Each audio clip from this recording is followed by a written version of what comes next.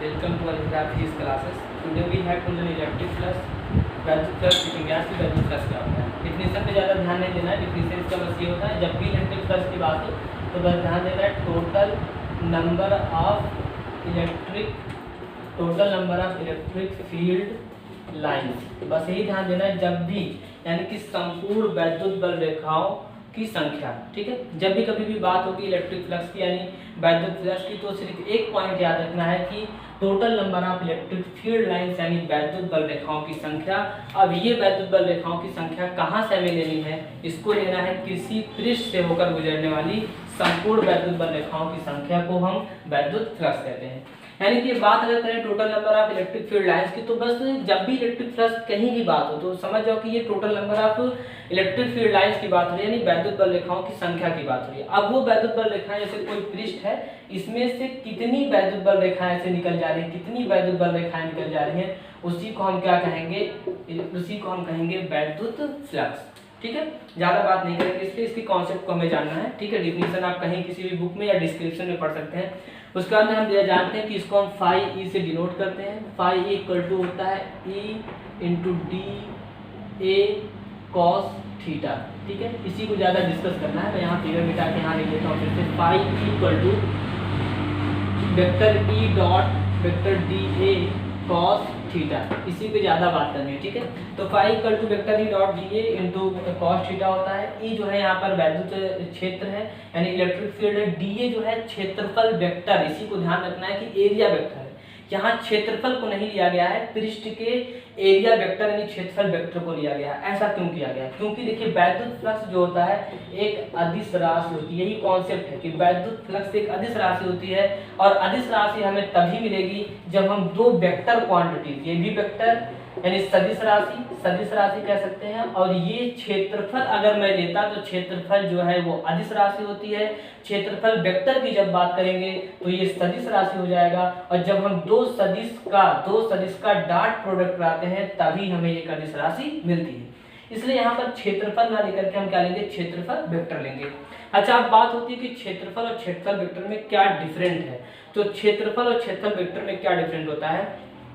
क्षेत्रफल वेक्टर के लिए सिर्फ यही याद रखना है कि ये हमेशा पृष्ठ के यानी किसी भी सरफेस के परपेंडिकुलर होता है। जैसे मान लेते हैं कि ये के सरफेस है, तो जो क्षेत्रफल वेक्टर होगा हमेशा इसके परपेंडिकुलर होगा। अब मैं अगर इस पृष्ठ को ऐसे करूंगा तो क्षेत्रफल वेक्टर इधर, पृष्ठ को ऐसे कर दूंगा तो क्षेत्रफल वेक्टर इधर, यानी हमेशा जो क्षेत्रफल वेक्टर होगा वो पृष्ठ के लंबवत होगा। ठीक है, तो यही कॉन्सेप्ट रखना है कि क्षेत्रफल ये हो गया, ये पूरा क्षेत्रफल हो गया। ठीक है, इसको हम क्षेत्रफल कहेंगे, लेकिन क्षेत्रफल वेक्टर इस पृष्ठ के लंबवत यानी परपेंडिकुलर होगा। ठीक है, तो इस तरह से। अच्छा, कॉस थीटा क्या है? कॉस थीटा ई और डी ए यानी कि सूक्ष्म क्षेत्रफल, ये स्मॉल लिया जाता है, छोटा सा स्मॉल क्षेत्रफल वेक्टर और इसके बीच का एक एंगल होता है। ठीक है, अब बात ये करेंगे कि आखिर कॉस थीटा ही क्यों लिया गया, कॉस थीटा ही क्यों, इसको सोचे अगर हम कि कॉस थीटा ही क्यों लिया गया, साइन थीटा क्यों नहीं लिया गया, तो ये बहुत अपने आप में एक बहुत बड़ी बात होती है कि हम इसको कॉस थीटा ही क्यों लिए, साइन थीटा क्यों नहीं लिए। ठीक है,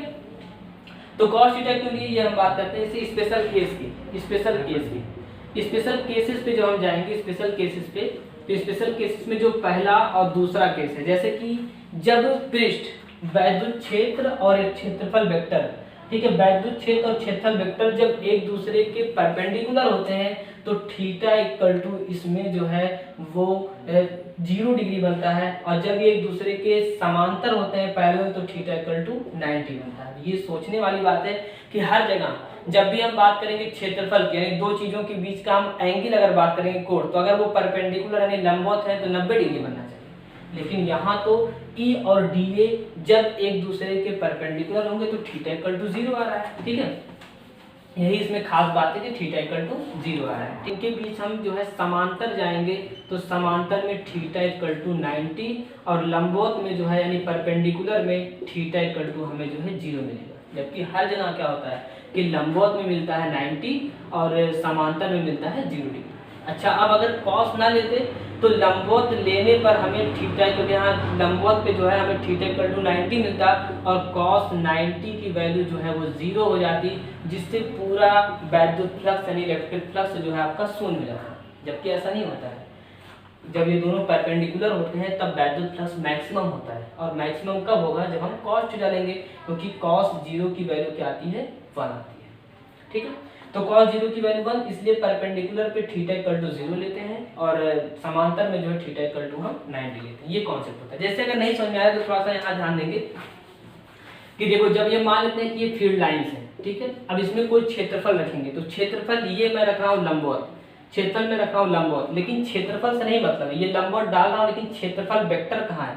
क्षेत्रफल वेक्टर भी इसी डायरेक्शन में, क्षेत्रफल वेक्टर भी इसी डायरेक्शन में, और ये फील्ड लाइन भी इसी डायरेक्शन में, यानी थीटा इक्वल टू क्या बन जाएगा? 0 डिग्री। मेन चीज ये है कि थीटा इक्वल टू 0 बन रहा है। बार बार जब मैं बात कर रहा हूँ, देखिए फील्ड लाइंस भी इसी डायरेक्शन में, और ये ऐसे में लंबवत रख रहा हूँ, पृष्ठ को रख रहा हूँ लंबवत, वैद्युत फ्लक्स मैक्सिमम होगा, लेकिन पृष्ठ को लंबवत रख रहा हूँ, लेकिन जो क्षेत्रफल वेक्टर है वो ऐसे जाएगा, जो क्षेत्रफल वेक्टर पृष्ठ के हमेशा लंबवत होता है, तो क्षेत्रफल वेक्टर और फील्ड लाइंस के बीच थीटा इक्वल टू 0 बनेगा, और cos 0 की वैल्यू मैक्सिमम होती है। और ये बात प्रूफ हो जाएगी कि जब ये दोनों एक दूसरे पृष्ठ लंबवत रखा रहेगा तो उसमें से वैद्युत फ्लक्स ज्यादा होगा। अच्छा, जब समांतर लेंगे, अब ये ऐसे फील्ड लाइंस हैं, इसी में ऐसे में समांतर जो है वो क्या करूँ? समांतर, इसी के समांतर में जो है ऐसे क्या करूंगा कि फील्ड लाइंस ले लूंगा। ठीक है, सॉरी, पृष्ठ अगर इसी समांतर लेंगे तो पृष्ठ इसी के समांतर जब लेंगे तो ये क्या होगा? क्षेत्रफल वेक्टर यानी एरिया वेक्टर उसके लंबवत हो जाएगा। ऐसे में इसको डालूंगा, ठीक है, समांतर, एरिया वेक्टर उसके लंबवत, तो थीटा इक्वल टू आ जाएगा वहां पर 90। यानी जब हम समांतर चलेंगे तो क्षेत्रफल vector, area vector theta equal to 90 degree का एंगल बनाएगा, जिससे वहां पर फिर क्या होगा? इलेक्ट्रिक फ्लक्स 0 हो जाएगा। तो ये इलेक्ट्रिक फ्लक्स का कॉन्सेप्ट कि total number of electric field lines हमें लेना है, फार्मूले में phi equal to into dA cos theta लेना है।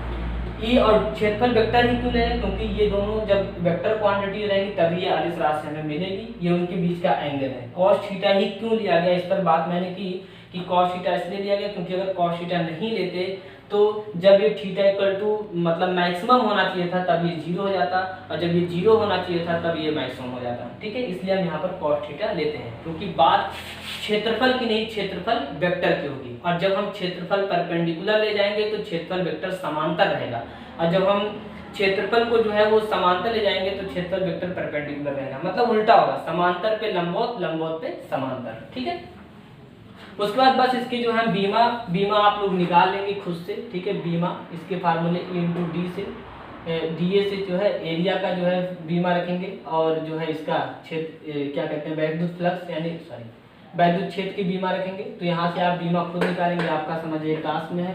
ठीक है, उसके बाद में इसका मात्रक भी निकालेंगे। ठीक है, मात्रक और बीमा आप खुद ही निकालेंगे। यह इलेक्ट्रिक फील्ड का जो है, इलेक्ट्रिक फ्लक्स का जो है कॉन्सेप्ट कि यहाँ पर E और DA क्यों लिया गया। ठीक है, एक बार और थोड़ा सा जान लेते हैं कि जो है जैसे कोई भी मतलब क्षेत्रफल वेक्टर आखिर है क्या, उससे भी ज्यादा बात करेंगे। ये मान लेते हैं ये क्षेत्रफल इसका हो गया, क्षेत्रफल वेक्टर हमेशा पृष्ठ के लंबवत होगा।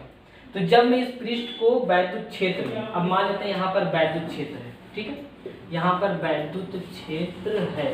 अब इस वैद्युत क्षेत्र में मैं इस पृष्ठ को ऐसे लेके जाऊंगा समांतर, तो क्षेत्रफल वेक्टर क्या हो जाएगा? इसके लंबवत, ये इधर जा रहा है और ये लंबवत। और जब मैं इसको लंबवत डालूंगा, लंबवत ऐसे डालूंगा, तो क्षेत्रफल ऐसे डालूंगा तो क्षेत्रफल वेक्टर क्या हो जाएगा? क्षेत्रफल वेक्टर इसमें क्या हो जाएगा? समांतर। यानी जब लंबवत की बात होगी तो समांतर, और समांतर की बात होगी तो लंबवत। ठीक है, thank you for watching this video.